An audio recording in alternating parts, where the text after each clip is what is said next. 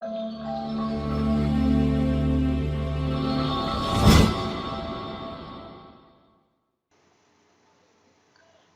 les devs, de retour pour cette nouvelle vidéo dans notre formation en langage C.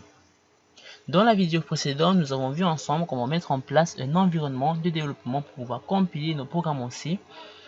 Dans cette partie, nous allons donc ensemble aborder la notion de variable. Mais avant, voyons ensemble la structure de base d'un programme en C.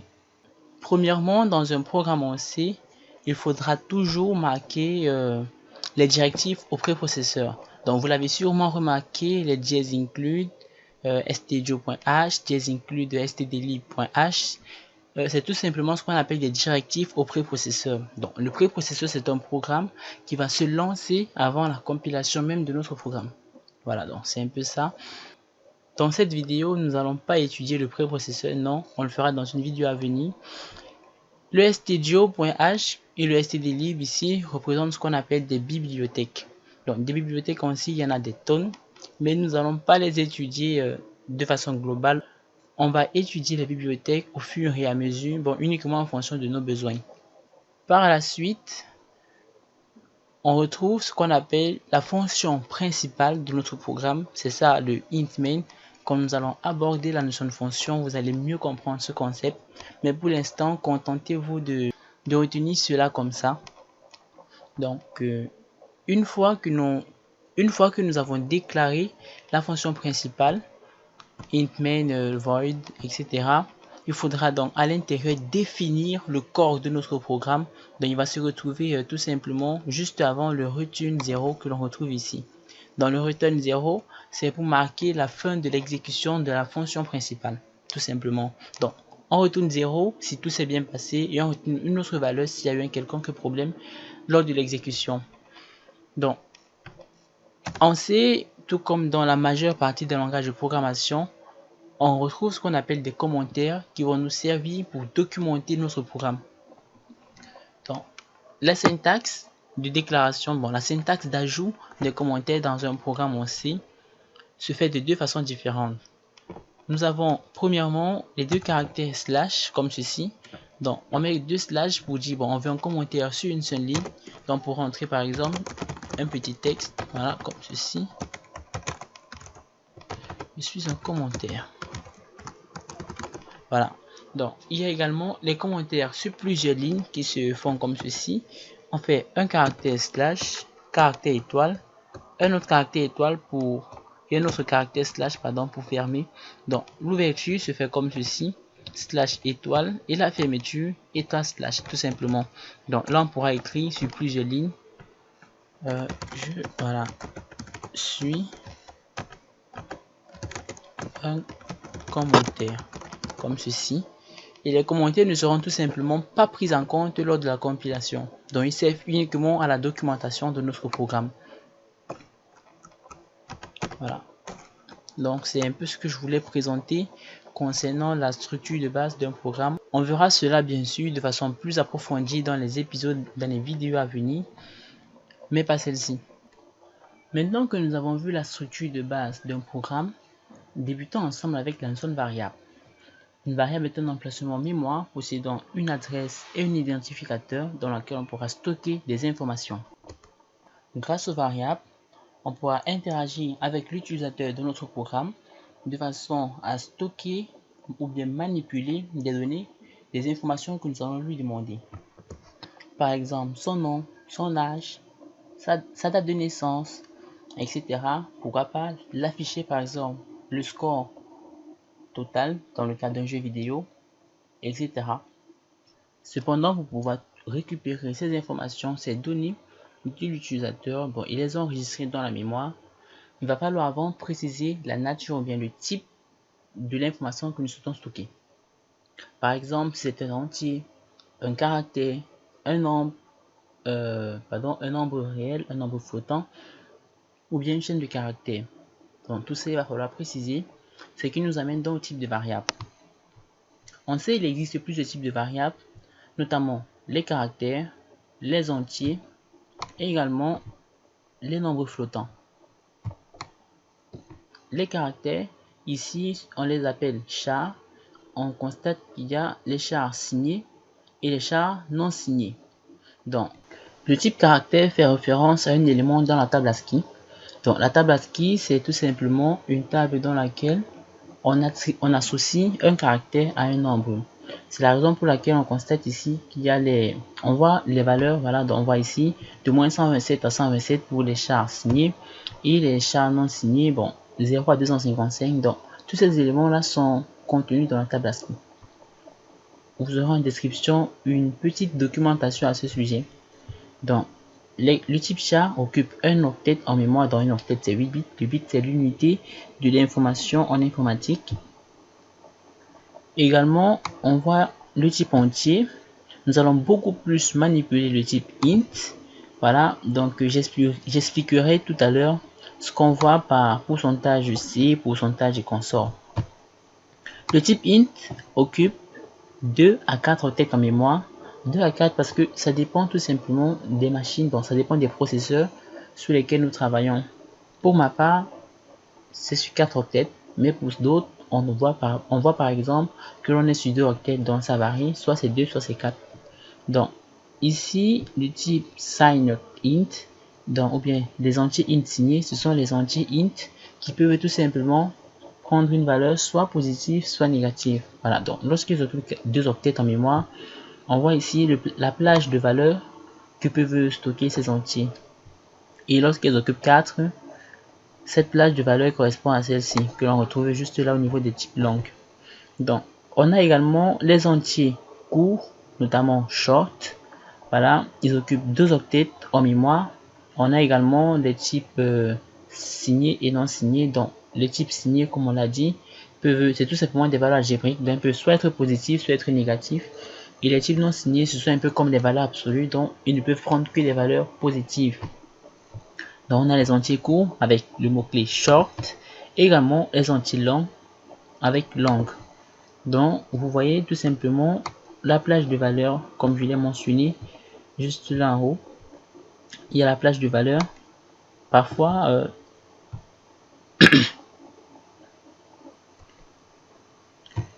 également, on a les types flottants. Donc float qui occupe 4 octets en mémoire. La plage de valeurs, comme je l'ai mentionné plus haut, c'est celle-ci pour son cas. Et les types doubles qui sont également des caractères, des types flottants, pardon, mais ils occupent tout simplement 8 octets en mémoire. Donc, elles consomment beaucoup plus d'espace mémoire que les types flottants. Mais dans la plupart de nos programmes, du moins avec moi, nous allons beaucoup plus manipuler les types float, int et char. Donc ce sont les principaux types que nous allons manipuler. Pour pouvoir stocker des informations en mémoire, tout à l'heure comme on l'a vu, tout à l'heure nous avons dit qu'une variable est un espace mémoire contenant une adresse et un identificateur. L'identificateur ici qui représente le nom de cette variable. Donc pour nommer, nous avons vu tout à l'heure qu'une variable possède un nom. Nous avons vu tout à l'heure qu'une variable possède un nom. Donc nous allons pouvoir nommer nos variables. Et donc la syntaxe pour pouvoir déclarer une variable en C est la suivante. Bon, je vais mettre cela tout simplement d'abord en commentaire. On a d'abord le type, voilà, le type de variable, le type d'information. Donc on mentionne le type d'information ou la nature de l'information que nous souhaitons stocker. Donc on a le type suivi de son nom, voilà, et je mettrai entre crochets une valeur par défaut et bien sûr un point virgule. Bon, le point virgule c'est ce qui marque la fin d'une instruction, mais disons que voici la syntaxe de déclaration d'une variable. On verra par exemple notre cas, on va créer une variable de type int pour pouvoir stocker l'âge d'une personne. Donc je vais l'appeler âge, pourquoi pas âge utilisateur, pour pouvoir stocker l'âge d'un utilisateur. Donc on constate bien, on mentionne avant le type de la variable suivi de son nom. Et bien sûr, bon, pourquoi pas une valeur par défaut, je pourrais mettre tout cela à 10. Bon, et le point virgule pour marquer la fin de l'expression courante. Sachez qu'il y a également quelques conventions, quelques règles qui s'appliquent au niveau du nommage d'une variable. Donc une variable déjà ne peut pas, le nom d'une variable déjà ne peut pas commencer par un chiffre. Non, c'est tout simplement pas possible. C'est tout simplement pas possible. Donc pour pouvoir nommer une variable, tous les caractères alphabétiques sont pris en compte. Et le seul caractère spécial qui est autorisé, c'est le caractère underscore, celui-ci. C'est le seul qui est autorisé pour pouvoir nommer les variables. Donc, on peut rajouter également les chiffres, les nombres, etc. Mais pas en début de chaîne. Donc, on peut dire par exemple âge 10 utilisateurs. Ça pose pas de problème. C'est une variable bien déclarée. Mais on ne pourra pas, comme je l'ai dit, mettre un numéro tout simplement au début. C'est pas correct. Donc, les caractères minuscules et majuscules sont pris en compte. Et sachez que le C, lui, il est sensible à la casse. Ça veut dire qu'il fait une différence entre H utilisateur avec U majuscule et H utilisateur avec U minuscule. Donc, pour lui, vous voyez bien ces deux variables différentes. Donc, si je commence ici avec H, voilà, on a bien H utilisateur avec U minuscule et H utilisateur avec U majuscule. Dans le C, lui, pour lui, ces variables sont deux variables différentes. Donc, on dit qu'il est sensible à la casse. Sachez que vous ne pouvez pas nommer votre variable avec certains mots qui sont dits des mots réservés au langage C. Notamment, tous les mots qui se retrouvent sur cette image, auto, break, case, etc. Tous ces mots sont des mots réservés au langage. Vous voyez, on a vu tout à l'heure int, long, etc. Donc, on ne peut pas donner ce nom à une variable. Donc, si on fait par exemple, c'est pas, je ferai un int et si je tape auto, c'est un mot réservé. Donc, si je tape switch, comme ceci, vous voyez, ce sont des mots réservés. Donc, on ne pourra pas donner ces noms à nos variables. Donc, sachez également qu'on peut déclarer plusieurs variables, un nombre infini de variables, tant que bien sûr, bon, nous avons assez d'espace pour pouvoir stocker tout cela. Donc, on peut réserver, par exemple, je sais pas, le type char, bon, char, je vais dire sexe. Voilà, donc on a dit le type char, c'est fait pour stocker tout simplement un caractère. Donc, pour mettre les caractères simples, on va mettre les codes simples comme ceci. Donc, lorsque je tape sur 1, notre éditeur, notre IDE va tout simplement rajouter le second et on pourra écrire le caractère en question. Donc, pourquoi pas sexe M. Voilà, comme ceci. On pourra faire également, voilà, donc short, je sais pas, âge, encore, bon, c'est pas grave. Et attribuer une valeur par défaut. On pourra faire long, voilà, bon, je vais mettre montant, voilà, et l'attribuer par exemple une grosse valeur. C'est tout à fait possible. Donc maintenant vous allez me dire, ok, c'est bien beau tout ça, mais comment afficher la valeur contenue dans une variable? Eh bien, c'est ce que nous allons faire tout de suite. Pour pouvoir afficher le contenu d'une variable, on va utiliser une fonction contenue dans la bibliothèque stdio, dans la bibliothèque qui gère les entrées et les sorties standards dans le programme, c'est stdio, qui se nomme tout simplement printf. Comme ceci, voilà, donc printf, c'est la fonction, pardon, qui sera utilisée pour afficher des informations à l'écran, donc afficher du texte préformaté. Donc nous allons formater la valeur de notre variable dans une chaîne de caractères. C'est pour ça qu'on dit printf est fait pour l'affichage des chaînes de caractères formatées. Donc je mettrai en description également sa syntaxe d'utilisation. Donc on fait un printf comme ceci. Et à l'intérieur, on met tout simplement la chaîne de caractères à afficher. Dans les doubles quotes, bien sûr. Donc, je vais faire printf. Voilà, je mets les doubles quotes comme ceci. Et puis, je sais pas, je mettrai je vais mettre en majuscule mon petit texte. Voilà. Donc, pour pouvoir afficher du texte à l'écran. On va compiler et exécuter. Voilà, on a bien mon petit texte. Maintenant, si l'on souhaite afficher, formater notre variable, dans la valeur de notre variable, dans notre chaîne de caractères, bien, il va falloir faire une chose. premièrement, il va falloir encore préciser le type de variable que nous souhaitons formater. Donc, par exemple, je sais pas si je vais formater une valeur entière. Tout à l'heure, je vous ai parlé des pourcentage C, pourcentage D et consorts. Bon, nous allons tout simplement les utiliser pour pouvoir préciser le type de variable que nous souhaitons formater dans notre type de caractère. On va là, par exemple, pour un entier int, c'est pourcentage D, donc je vais le copier, CTRL plus C. Et je vais venir ici, bon, je vais mettre ici mon âge, un petit texte, voilà, et je mettrai tout simplement ce pourcentage D. Bien sûr, bon, je pourrais faire un retour chariot, donc avec anti/n, c'est un caractère de retour à la ligne. Et après avoir précisé le type de variable que nous souhaitons formater dans notre chaîne de caractères, on va tout simplement mentionner le nom de cette variable elle-même. Donc on va mettre une virgule, comme ceci, après bien sûr notre chaîne, et puis mentionner tout simplement préciser le nom de cette variable. Donc pour ma part c'est âge utilisateur, comme ceci. Et donc si j'exécute, donc je compile et j'exécute, on a bien mon âge 10. Je pourrais le faire avec notre entier short. Donc on a dit pour les entiers short c'est pourcentage HD.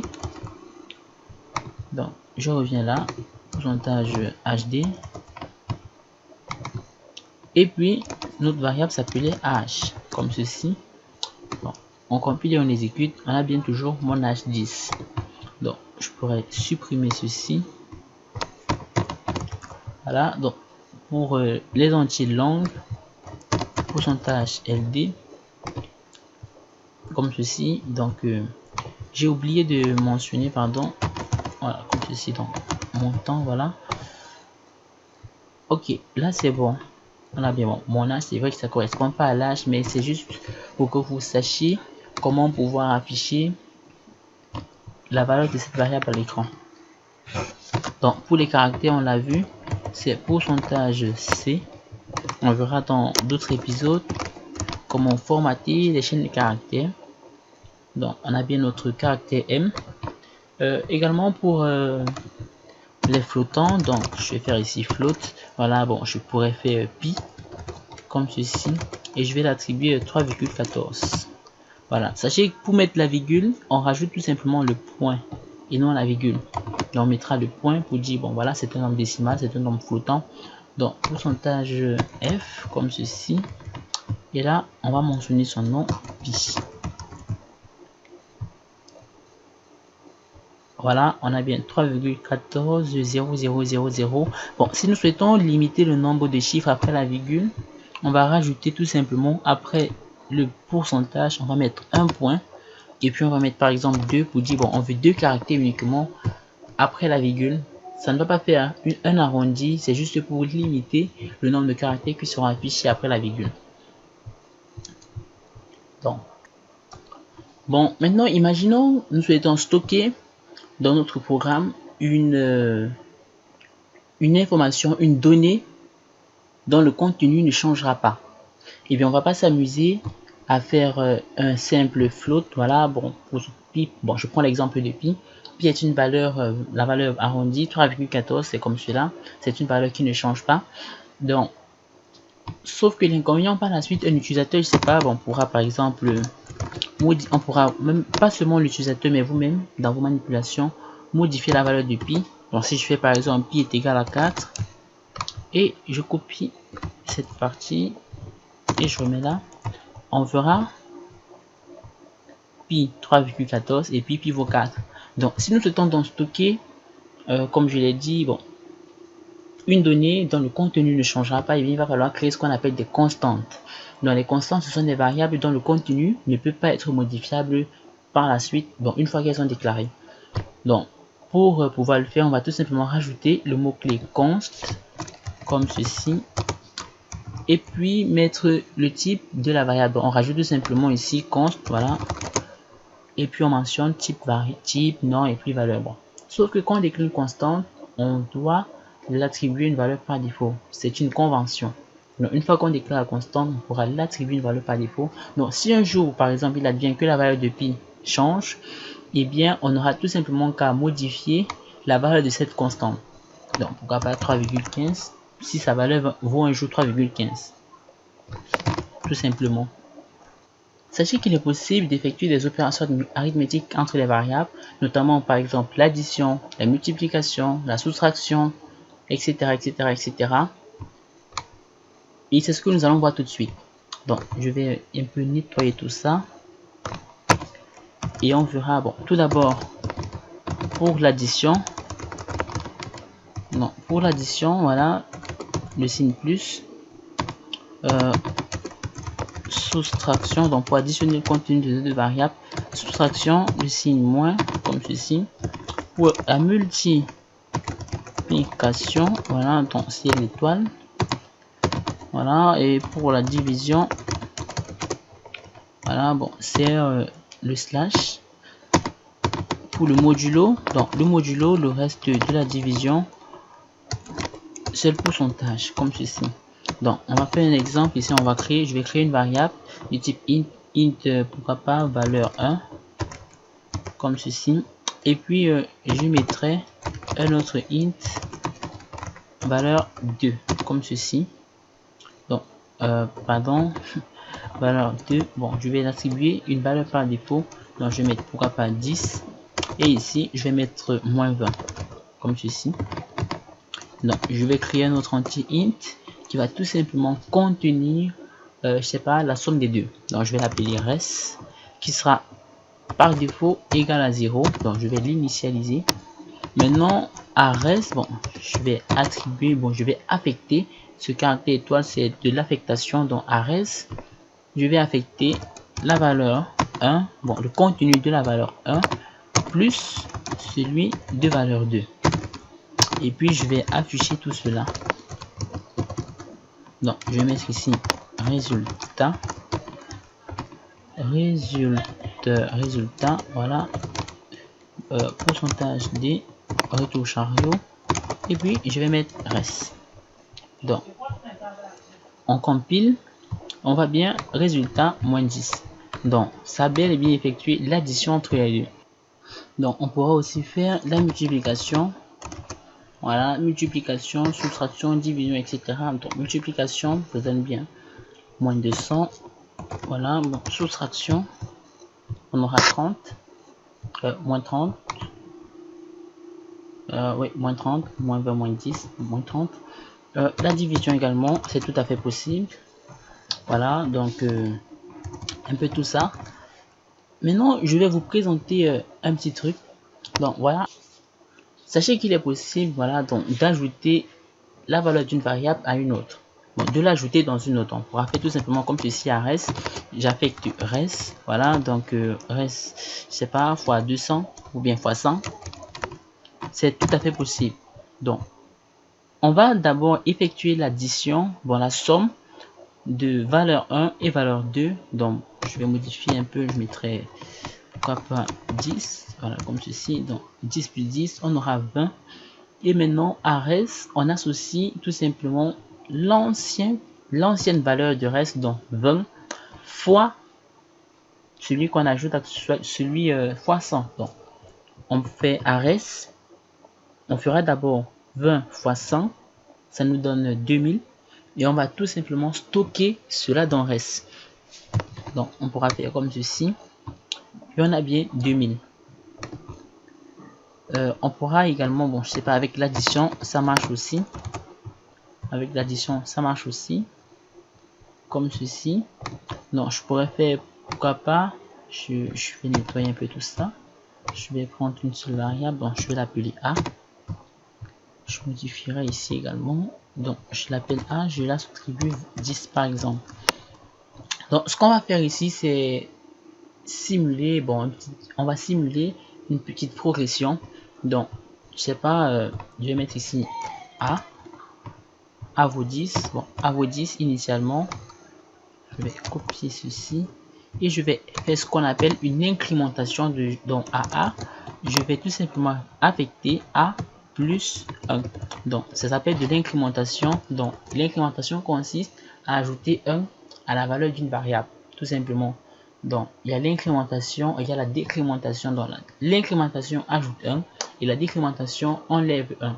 Bon, c'est tout ce qui est possible avec incrémentation et décrémentation. Donc, je vais à A, j'affecte A plus 1 et je viendrai réafficher la valeur A. Donc, on a A vaut 10 et puis on a A vaut 11. Donc, il y a un petit raccourci donc pour l'incrémentation et la décrémentation qui est possible. Tout simplement, on sait. Donc, au lieu de mettre bêtement A égale A plus 1, on pourra tout simplement mettre un petit raccourci. Bon, A plus plus. Pour dire à A, on affecte A plus 1. Tout simplement. On compile et on a bien 10 plus 11. Il y a également un petit raccourci que j'aimerais vous présenter. Donc, si je fais par exemple à A, j'affecte, je sais pas, A fois 10. Bon, bien A plus 10. Voilà. Je pourrais tout simplement supprimer cette partie. Donc, juste avant le égal, je supprime tout ceci. Et puis, je rajoute l'égalité juste devant. Donc, on fait A, et puis on met l'opérateur, et puis on met égal. Et toutes les valeurs, bon, si on voulait faire par exemple A égale à A fois 20, donc on va mettre A, on va mettre fois, bon, l'étoile, et on mettra égal 20, pour dire A égale A fois 20. Donc, ceci, c'est équivalent, comme on l'a dit, c'est équivalent à A égale A plus 10, tout simplement. Donc, j'affiche, et on a A 10, et puis on a A 20. Donc, c'est possible avec la multiplication, comme ceci. On a A10 et puis on a A100, tout simplement. Donc, sachez qu'il y a plein de petits raccourcis, plein d'autres opérateurs possibles en C, mais nous n'allons pas les voir tout de suite. On verra tout simplement cela quand nous allons débuter avec les TP. Donc, on fera le cours et puis à partir de la vidéo à venir, bon, la prochaine vidéo, on pourra faire également des TP. Donc, à la fin de chaque vidéo, je donnerai des exercices et puis il y aura une playlist qui sera dédiée à la correction de cet exercice là. Mais avant de se séparer, j'aimerais vous laisser un petit bonus. Bon, je vais vous présenter deux autres fonctions qui servent également à la sortie, donc qui servent également à l'affichage, voilà, du texte à l'écran. Donc, je vais encore une fois nettoyer tout ceci et je vais mettre la syntaxe, voilà, de ces deux fonctions. La première fonction, voilà, c'est putChar qui va servir tout simplement à afficher un caractère, je dis bien un et un seul caractère à l'écran. Donc, on pourra faire par exemple putChar comme ceci, point virgule, voilà, et puis rajouter le caractère que nous souhaitons afficher. Par exemple, pour ma page, je mettrai A et on compile, on a bien A. Attention, on ne peut utiliser putChar que pour afficher. On ne peut utiliser putChar que pour afficher un et un seul caractère à l'écran. La seconde fonction que je voulais présenter, c'est, je pense, c'est put avec s à la fin, comme ceci. Donc put, voilà. Donc on pourrait faire un test. On va donc tenter put comme ceci. Et puis cette fonction, elle est utilisée pour afficher un texte non formaté. Donc printf pour afficher du texte formaté, préformaté, et put pour afficher du texte non formaté. Donc on ne pourra pas formater nos variables dans des chaînes de caractères. On ne pourra pas afficher en fait nos chaînes de caractères, nos variables, bon, pardon, à l'écran avec cette fonction. Donc je mets point virgule et on va implémenter ça. Donc je pourrais faire tout simplement mon hello world comme ceci. Donc, pas besoin de faire un retour chariot puisque après le hello world, cette fonction va se charger elle-même de faire un retour chariot. Donc si je fais, pourquoi pas, bon, je ferai put, voilà. Donc je vais mettre goodbye comme ceci et puis je compile et qu'il exécute. On a bien hello world et goodbye. Donc il se charge automatiquement de rajouter des retours chariots, donc des retours à la ligne à la fin de notre signe de caractère. Eh bien, j'ai dit en début de vidéo qu'avec les variables, il était possible d'interagir avec l'utilisateur de façon à lui demander des informations, des informations, voilà, que nous allons stocker dans nos variables. Eh bien, nous ne l'avons pas fait dans cette vidéo. mais sachez que cela fera l'objet de toute une vidéo et c'est ce que nous allons voir dans la prochaine vidéo. Donc déjà, n'hésitez pas à vous abonner à la chaîne si vous ne l'êtes pas encore pour ne bien sûr rien rater des prochaines vidéos de cette formation. Également, likez la vidéo si elle vous intéresse, commentez si vous avez diverses préoccupations, partagez bien sûr pour me soutenir. Ciao à tous, c'était Fred.